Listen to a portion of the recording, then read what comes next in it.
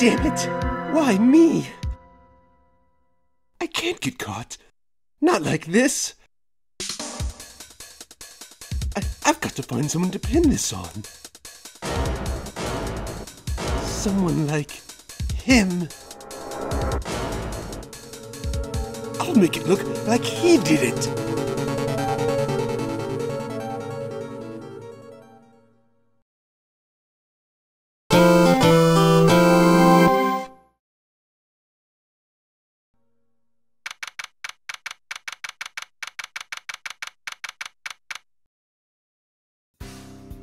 Boy, am I nervous. Right. Oh, hiya, Chief. Phew, I'm glad I made it on time. Well, I have to say, Phoenix, I'm impressed. Not everyone takes on a murder trial right off the bat like this. It says a lot about you, and your client as well.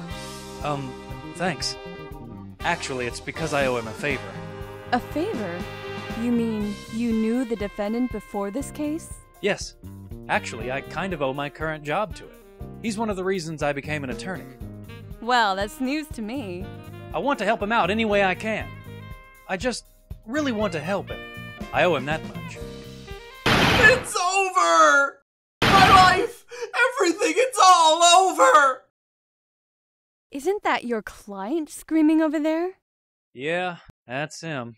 Death! Despair! Oh, I'm gonna do it!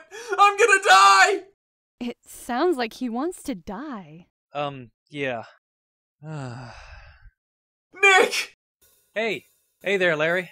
Dude, I'm so guilty! Tell him I'm guilty! Give me the death sentence! I ain't afraid to die! What? What's wrong, Larry? Oh, it's all over! I'm finished! Finished! I can't live in a world without her! I can't! Who took her away from me, Nick? Who did this? Oh, Nick, you gotta tell me! Who took my baby away? The person responsible for your girlfriend's death. The newspapers say it was you. My name is Phoenix Wright. Here's the story. My first case is a fairly simple one. A young woman was killed in her apartment. The guy they arrested was the unlucky sap dating her, Larry Butts, my best friend since grade school. Our school had a saying, when something smells, it's usually the Butts. In the 23 years I've known him, it's usually been true. He has a knack for getting himself in trouble. One thing I can say, though, it's usually not his fault. He just has terrible luck. But I know better than anyone that he's a good guy at heart. That, and I owe him, which is why I took the case, to clear his name. And that's just what I'm going to do.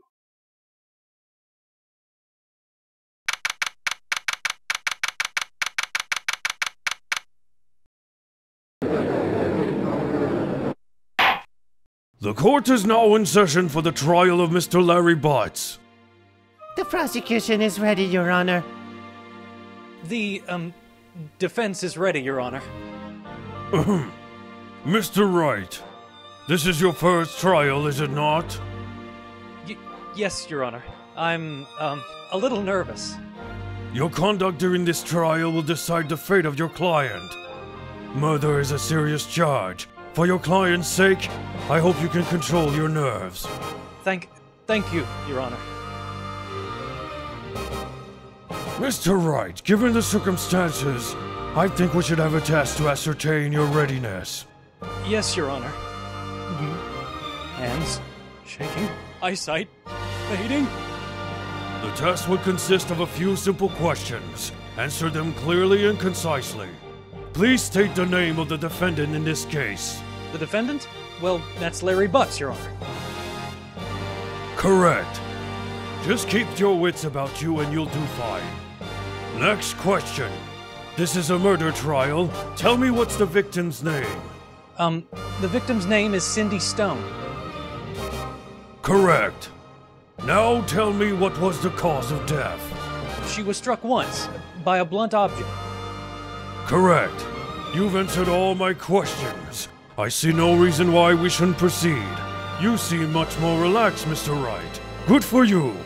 Thank you, Your Honor. 'cause I don't feel relaxed, that's for sure. Well then, first a question for the prosecution. Mr. Payne. Yes, Your Honor? As Mr. Wright just told us, the victim was struck with a blunt object. Would you explain to the court just what that object was? The murder weapon was a statue of the thinker. It was found lying on the floor next to the victim. I see. The court accepts it into evidence. Right. Be sure to pay attention to any evidence added during the trial. That evidence is the only ammunition you have in court. Mr. Payne, the prosecution may call its first witness. The prosecution calls the defendant, Mr. Butts, to the stand. Chief, what do I do now? Pay attention.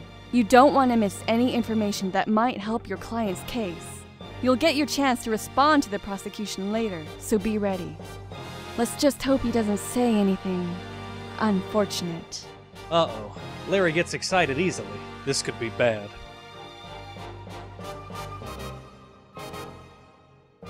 Ahem. Mr. Butts, is it not true that the victim had recently dumped you? Hey, watch it, buddy! We were great together! We were Romeo and Juliet, Cleopatra and Mark Antony! Didn't they all die? I wasn't dumped. She just wasn't taking my phone calls. Or seeing me. Ever. What's it to you, anyway? Mr. Butts, what you describe is generally what we mean by dumped. In fact, she had completely abandoned you and was seeing other men. She had just returned from overseas with one of them the day before the murder. What do you mean, one of them? Lies! All of it lies! I don't believe a word of it! Your Honor, the victim's passport. According to this, she was in Paris until the day before she died. Indeed. She appears to have returned the day before the murder. Dude, no way. The victim was a model but did not have a large income. It appears that she had several sugar daddies. Daddies? Sugar? Yes, older men who gave her money and gifts. She took their money and used it to support her lifestyle. Dude! We can clearly see what kind of woman this Miss Stone was. Tell me, Mr. Butts, what do you think of her now? Right? I don't think you want him to answer that question. Yeah, Larry has a way of running his mouth in all the wrong directions. My client had no idea the victim was seeing other men. That question is irrelevant to this case. Whew! Dude, Nick, what do you mean irrelevant? That cheating she-dog! I'm gonna die! I'm just gonna drop dead! Yeah, and when I meet her in the afterlife, I'm gonna get to the bottom of this! Let's continue with the trial, shall we? I believe the accused's motive is clear to everyone. Yes, quite. Oh boy, this is so not looking good. Next question. You went to the victim's apartment on the day of the murder, did you not? Oh. Well, did you or did you not? Well, maybe I did, and maybe I didn't. Uh-oh. He went. I know. I'll send him a signal. Tell the truth! Yeah, I was there. I went. Order! Well, Mr. Butts? Dude, chill! She wasn't home, man, so, I didn't see her. Objection! Your Honor, the defendant is lying. Lying? The prosecution would like to call a witness who can prove Mr. Butts is lying. Well, that simplifies matters. Who is your witness? The man who found the victim's body. Just before making the gruesome discovery, he saw the defendant fleeing the scene of the crime. Order! Order in the court! Mr. Payne, the prosecution may call its witness. Yes, Your Honor. This is bad. On the day of the murder, my witness was selling newspapers at the victim's building. Please bring Mr. Frank Side to the stand.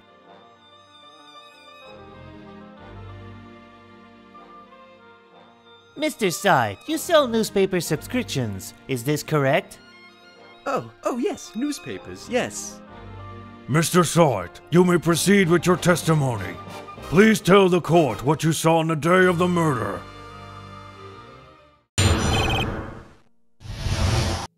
I was going door to door, selling subscriptions, when I saw a man fleeing an apartment. I thought he must be in a hurry because he left the door half open behind him. Thinking it strange, I looked inside the apartment. Then I saw her, lying there, a woman, not moving, dead.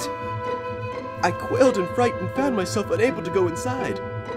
I thought to call the police immediately. However, the phone in her apartment wasn't working. I went to a nearby park and found a public phone. I remember the time exactly.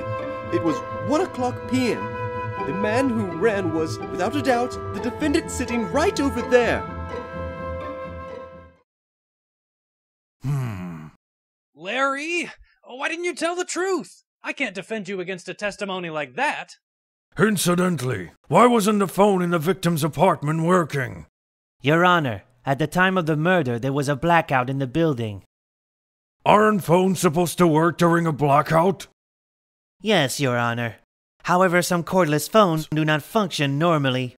The phone that Mr. Sawit used was one of those. Your Honor, I have a record of the blackout for your perusal. Now, Mr. Wright.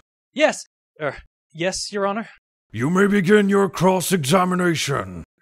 Cross-examination, Your Honor? All right, Wright. This is it. The real deal.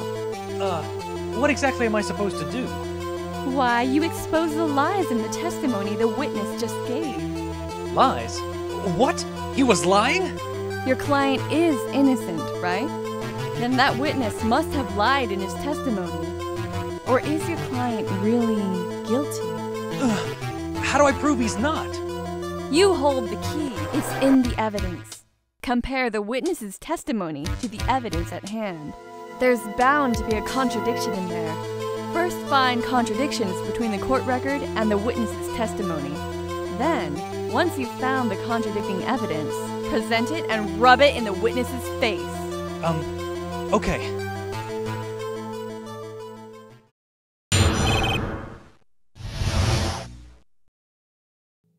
I was going door to door, selling subscriptions, when I saw a man fleeing an apartment. I thought he must be in a hurry because he left the door half open behind him. Thinking it strange, I looked inside the apartment. Then I saw her, lying there, a woman, not moving, dead. I quailed in fright and found myself unable to go inside. I thought to call the police immediately. However, the phone in her apartment wasn't working. I went to a nearby park and found a public phone. I remember the time exactly. It was 1:00 p.m. Objection! You found the body at 1 p.m. You're sure? Yes, it was 1:00 p.m. for certain. Frankly, I find that hard to believe. Your statement directly contradicts the autopsy report. The autopsy notes the time of death at sometime after 4 p.m.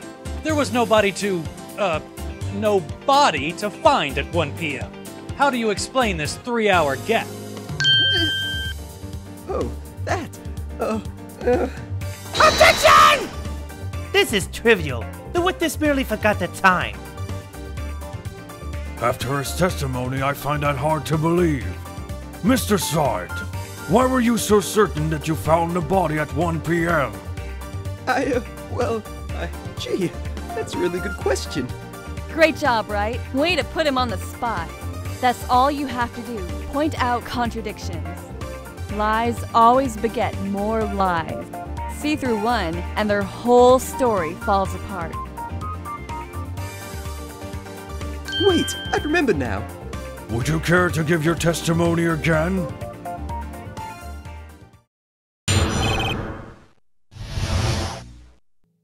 You see, when I found the body, I heard the time.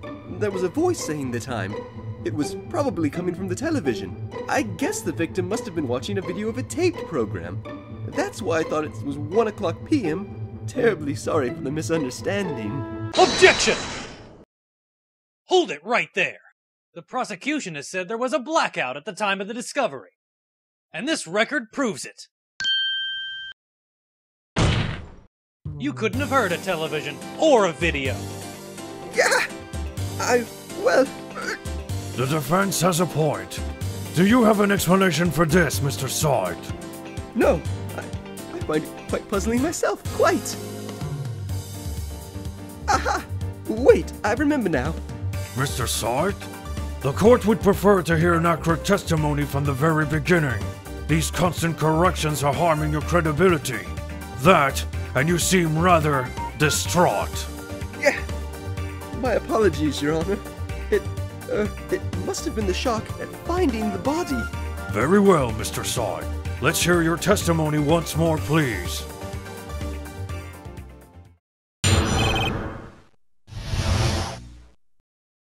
Actually, I didn't hear the time. I saw it. There was a table clock in the apartment, wasn't there? Yeah, the murder weapon. The killer used it to hit the victim. That must have been what I saw. Objection! Wait just a moment. The murder weapon wasn't a clock, it was this statue. And now how is this supposed to be a clock? What? You? With your objections and your evidence. Just who do you think you are? Just answer the question, Mr. Saw It. Hey, I saw it there, okay? That's a clock. Your Honor, if I may, Yes, Mr. Payne? as the witness stated, this statue is indeed a clock. The neck is a switch. You just tilt it, and it says the time out loud. As it doesn't look like a clock, I submitted it as a statue. My apologies. I see. So the murder weapon was a table clock after all. Well, Mr. Wright, it appears that the witness testimony was correct. This is a clock. Your Honor, there is a gaping hole in the witness's testimony. The only way he could have known the weapon was a clock is to hold it in his hand. Yet the witness testified that he never entered the apartment. Clearly a contradiction. Indeed. You're lying. You were inside the apartment on the day of the murder. Ah! Oh yeah? Prove it. Prove I went in there. I'll do better than that. I can prove you were the one who killed her. You struck her with the clock, and the shock of the blow triggered the clock's voice. That was the sound you heard. Order in the court! Intriguing.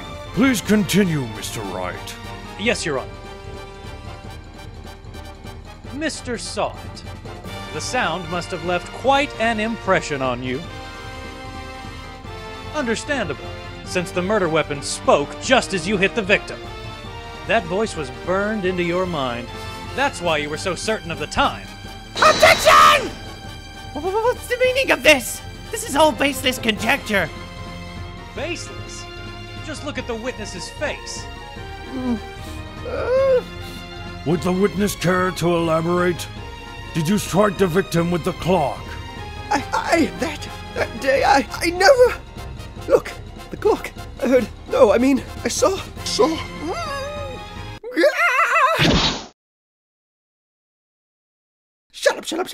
up! I hate you! It was him, I tell you. I saw him! He killed her, and he should burn! Burn! Give him death! Order! Order in the court, I say! Your Honor, a moment, please. There isn't a shred of evidence supporting the defense's claims. Mr. Wright! Your Honor? You claim the sound the witness heard came from the clock. Do you have any evidence?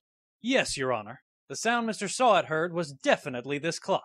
Let's sound the clock now, here in this court. Your Honor, may I have the clock? I ask the court to listen very carefully. I think it's 8:25. That's certainly a strange way to announce the time. Well, he is the thinker, after all. So, we've heard the clock. What are your conclusions, Mr. Wright? Mr. Payne, can you tell me what time it is now? It's 11:25. As you can see, this clock is exactly 3 hours slow. Precisely the discrepancy between what Mr. Saw It heard and the actual time of death. So, Mr. Saw It, try to talk your way out of this one. Aha! You forgot one thing. While it may seem like that clock is running 3 hours slow, it proves nothing. How do you know it was running 3 hours slow on the day of the murder? If you can't prove that, you don't have a case. He's right. How am I going to prove that? Damn it! I was so close. Mr. Wright? It seems you lack the critical evidence to support your claim. Yes, Your Honor. This means I cannot let you indict the witness. Unfortunately, this ends the cross-examinations of Mr. Frank Sart. I come all the way down here to testify, and look what happens. They treat me like a criminal. A criminal! You lawyers are all slime. Sorry, Larry. I failed you. There's nothing I can do about it now. Not so fast, Mr. Solid. Yeah! I mean, Chief! Listen up, Wright. Don't throw this one away. Not like this. Think. But, Chief, it's over. I can't prove the clock was slow the day of the murder. Nobody can prove that. Well, yes. But that doesn't mean you can't still win. Try thinking out of the box. Don't waste time doubting the facts. Assume the clock was 3 hours slow, and think through it. Ask yourself, why was the clock 3 hours slow? Figure out the reason, and you'll have your proof. Right? Wait! Maybe I can prove it. You must have evidence somewhere that can prove it, right? Find it, and let them have it. Well, Mr. Wright, you say the clock was already running slow on the day of the murder. Have you found any evidence to support this claim? Of course. Ha! Tough words. Let's see you pull this one off. The victim had just returned home from abroad the day before the murder. As we all know, the time difference between here and Paris is 9 hours. When it's 4 p.m. here, it's 1 a.m. the next day there. The clock wasn't 3 hours slow, it was 9 hours fast. The victim hadn't reset her clock since returning home. That's why the time you heard when you struck her dead in her apartment was wrong. Proof enough for you, Mr. Saw It? Or should I say, Mr. Did It?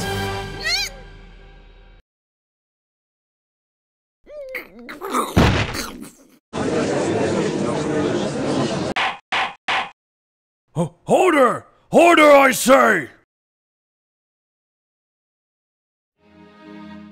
Well, this case has certainly turned out differently than we all expected. Mr. Payne, your client. He was arrested and has been taken away, Your Honor. Very well.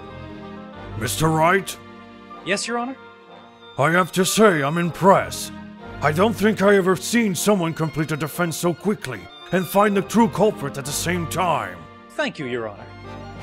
At this point, this is only a formality, but this court's find the defendant, Mr. Larry Butts.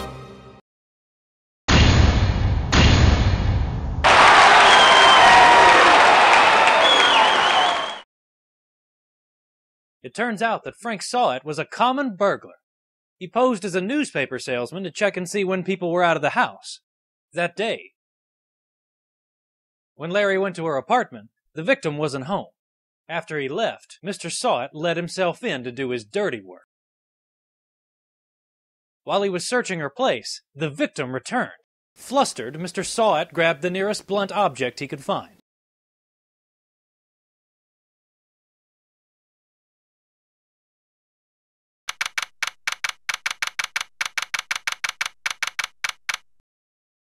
Whew! I still can't believe we won. Right. Good job in there. Congratulations. Thanks, Chief. I owe it all to you. Not at all, not at all. You fought your own battles in there. It's been a while since I've seen a trial end on such a satisfying note. I've never seen the Chief looking this happy. If she's this glad, imagine how Larry must feel. My life is over. Larry, you're supposed to be happy. What's wrong now? Aw, Nick. Don't worry about me. I'll be dead and gone soon. Good. Wait, no, I mean bad. Bad, bad, bad. Larry, you're innocent. The case is closed.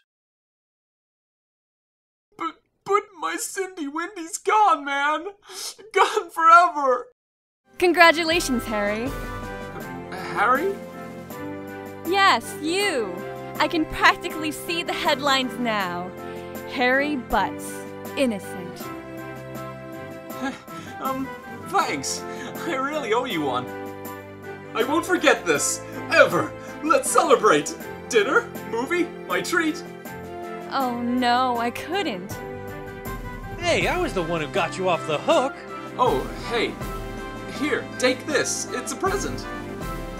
A present for me. Wait, wasn't this the evidence that... Actually, I made this clock for her. I made one for her and one for me. Really? You made this? Well, thank you. I'll keep it as a memento. Yo, Nick, can you believe it? I was so into that chick. And she was just playing me for a fool. Don't that make you want to just cry? Larry. Are you so sure? Excuse me? I think she thought quite a lot of you in her own way. Nah, you don't gotta sympathize with me. It's okay. Oh, I'm not just sympathizing, really. Isn't that right, Wright? Don't you have something to show your friend? Something that proves how she felt about him?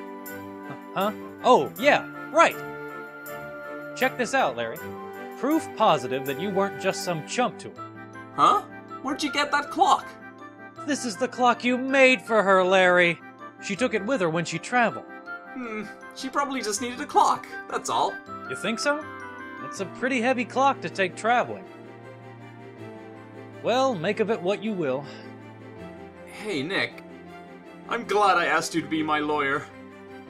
Really, I am. Thanks. Right? I hope you see the importance of evidence now. Also, hopefully you realize things change depending on how you look at them. People too. We never really know if our clients are guilty or innocent. All we can do is believe in them. And in order to believe in them, you have to believe in yourself, right?